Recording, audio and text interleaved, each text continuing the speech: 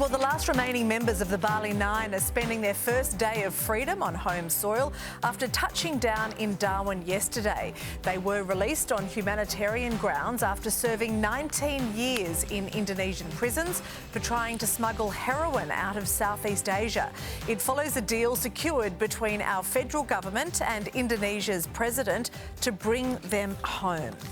For their take, let's bring in Environment Minister Tanya Plibersek and Nationals MP Barnaby Joyce. Morning to you both. Good to see you. Morning. Good morning. Tanya, what will the Indonesian government get in return for this deal? Well, we're very grateful to President Prabowo for the humanitarian decision he's taken here. Of course, anybody who's engaged in the drug trade should face the full consequences of the law, and we agree with the Indonesian government that the drug trade is very serious. But these people have been in jail now for almost 20 years, so we're very grateful that they're able to come back to Australia at this stage. Yeah, but Tanya, there's no such thing as a free lunch, is there? There will be an expectation that we're going to be returning the favour in some way. Well, there's no quid pro quo. I'll leave the Foreign Minister to talk about this in more detail.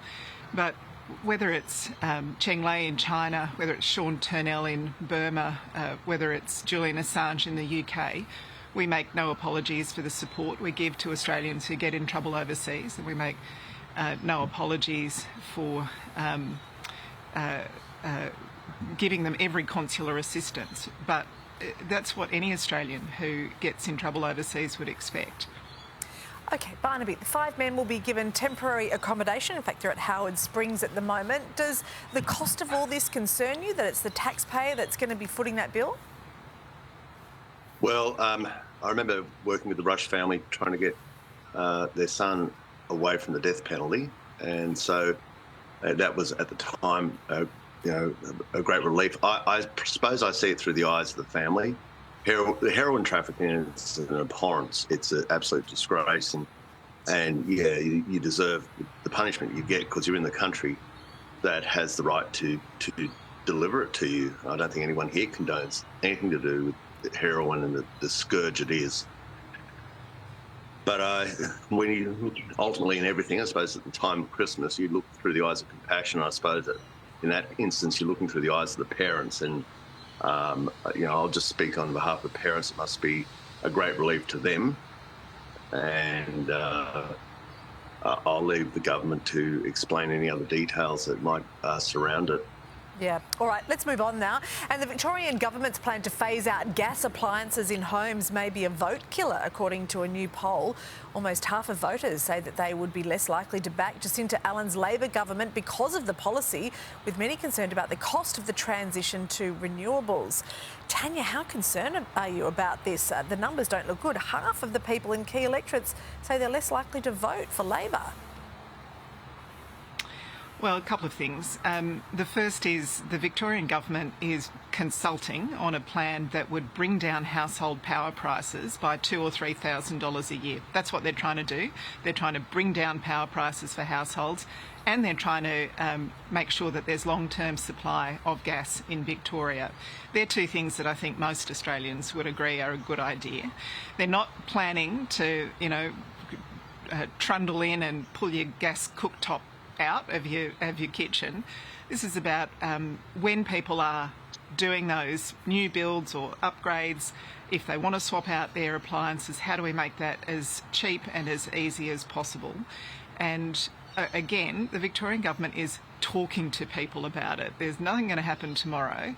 This is a way of finding out how they assist people to save on their power bills. By swapping out your gas for electricity, you can save $2,000, $2,700 a year, and that makes a big difference for most families. Okay, so there's no plan to force existing homes to do it, to switch over to gas?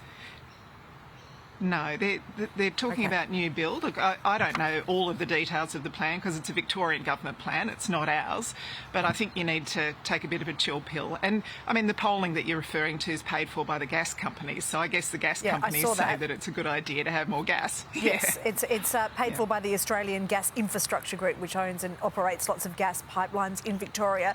Barnaby, do you see this as a vote killer? You know, I got a flat tyre going up the hill to this way. You got a more steer backdrop. People's greatest fear is that thing, the power box. And what's happening? It's making a hell of a rack there. What's happening there is, as we go to Christmas, people are asking the question, can they afford their electricity? We always get these promises that things are going to get cheaper. They never do. They keep going up. And if that goes out, even in our house, we need the gas. Otherwise, we just don't cook. And so anything that starts telling people you've got less choices, you can only use electricity, it's going to be cheaper, it never is, that we're getting smacked by reality, smacked by physics in this one, then people get angry. And I'm not surprised the vote starts going against you. I don't think it would matter whether you did the gas companies doing the polling or you got Rotary to do the polling. People don't want governments in the energy sector telling them what to do because they've got a very bad habit of getting it voted against the $300.